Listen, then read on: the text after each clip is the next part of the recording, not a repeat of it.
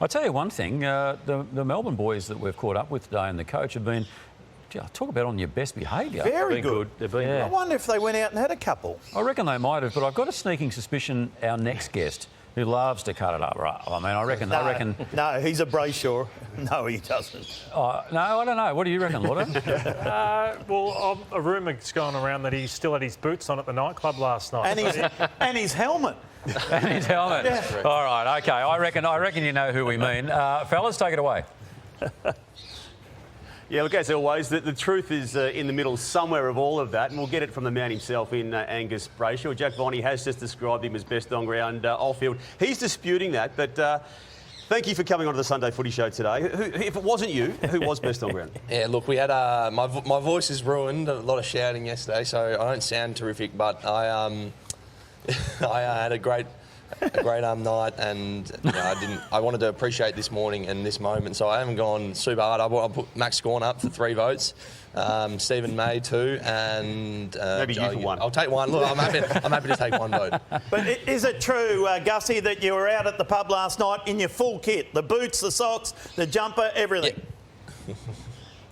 Completely true. I didn't have time to take it all off, so. It got a little bit slippery on the boots. They're great on a footy ground, terrible on a pub floor. So I nearly had a few spills, but I'm here. I'm in one piece, and the boots are sweet. It's all good. Take us through the game, because you had a phenomenal third quarter. At 3-quarter time, I saw Mark Williams go to you. He almost hugged you and embraced you. He wouldn't let you go. What did he say? Well, Choco. So my old man and Choco have known each other for 20 odd years, and it's been a long journey for me and Choc. So. That third quarter, I think, all of us lifted, all of us found, a gear, and he was just saying, we've just got one more quarter. That was the message, just stay in the moment, and that was the message throughout the whole game. So, you can't get too far ahead of yourself. Obviously, we had a good first quarter. They came back, and anything was, up for grabs in the last quarter. So, Choco's been brilliant for us as a group. All the coaches were the same. Just stay in the moment, stay focused, and, finish it off. Angus, saw one stage your wind as well, and you just kept pushing on, and you must be stoked. Would you say that was your best game of the season in the biggest game of all? Yeah, look, I would. I probably would, and that's pretty special. I've always tried to play my role all year, and at times it's you see a bit more of the ball than others. At times people would say that I haven't played as well, but the ball certainly seemed to be coming on my side of the ground. Ed Langdon was on the fat side for most of the day, and I just tried to, every time the ball came in my area, try to leave it all out there. Angus, there were some people in the Melbourne rooms who felt you were as influential as anyone in the game. Did you discuss that as a group later on, and when you had a few drinks and maybe rearrange the North Smith order? Yeah, look, I got a few extra sips of the champagne bottle on the back of that. But no, I think Christian had 2 and 39, so I think he's probably well deserving. And that third quarter, there was so many of us. I felt like who stood up, and one person didn't shift the tide of that game. It was a full team effort, and I couldn't be more proud of my teammates. And I think Christian was well deserving winner. This is the only medal I need, I'm pretty sure. Yeah. Melbourne seem to have more role players than anybody else. You've got Neil Bullen and Rivers, but you yourself played on a wing all season, Langdon on the other wing predominantly, and you don't see many clubs doing that, but you had to change your game. Third in the Brownlow medal a couple of years ago, and now you play a more selfless role. Tell us how that came about and the conversation with Goody around that.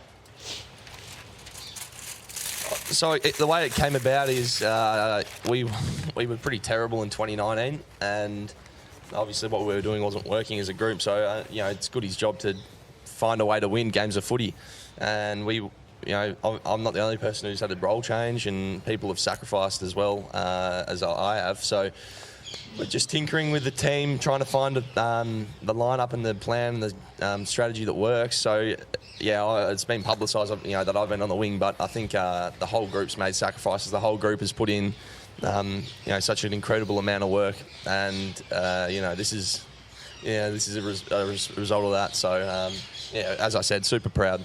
Oh, absolutely, and Melbourne supporters very, very proud of what you did do.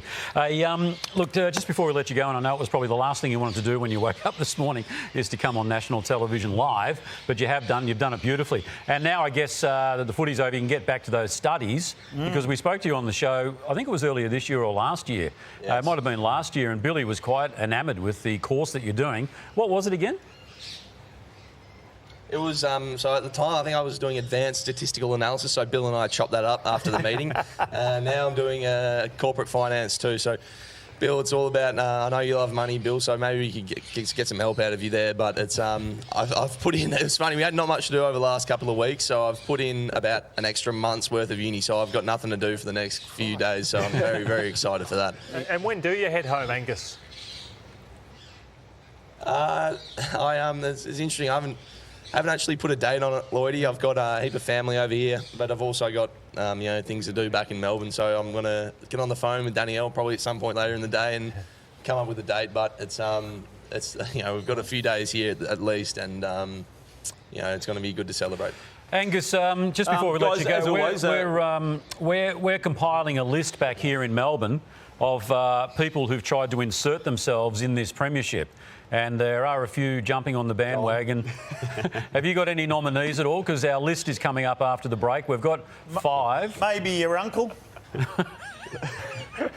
Yeah, and look, I saw a lot of him last night. He was, I don't know if it was a coincidence. Everywhere I sort of turned around and looked, he was floating around. So I'll put James on the list, but he surely goes straight to the top, I would have thought as well.